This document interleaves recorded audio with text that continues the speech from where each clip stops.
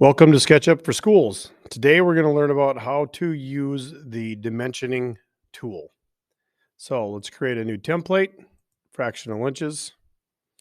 When it opens up, we're going to immediately save the file so we can use it later. Locate where you are saving your SketchUp files.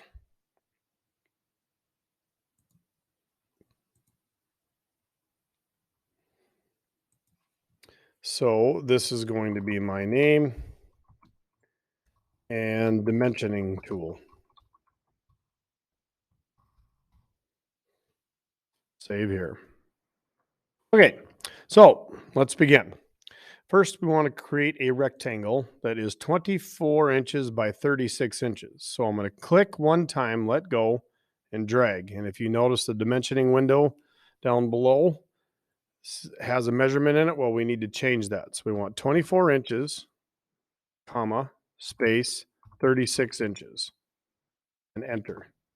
All right, so let's zoom in, rotate so that we're looking up above it. And it doesn't matter if your rectangle is in this position or this position. Either way is fine. So let's locate the dimensioning tool. It is located third button from the bottom. And by default, the tape measure tool shows up first, but we don't want that. So we're going to click that and we're going to grab the dimensioning tool, which is located right here. Okay, so we need to dimension this shape so that we know how big it is. To do this, there are two ways to do it. The fastest and easy is to highlight the side that you want, and it'll turn blue. Click once, drag it out, and click again. All right, let's hit Control Z. That works, but a more specific way so that you can dimension certain areas, the best way to do that is to click the end point. So click one time there, click one time here, and drag it out a little bit. Now notice that my dimension is parallel with the face of my shape. I do not want to have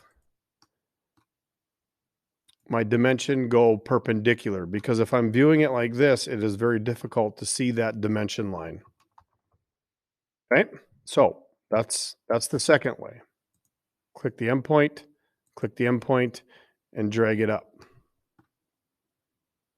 Okay, and you want this space to be relatively the same space as that. And if it's not, just click it. You can move it in a little bit and it'll work right there.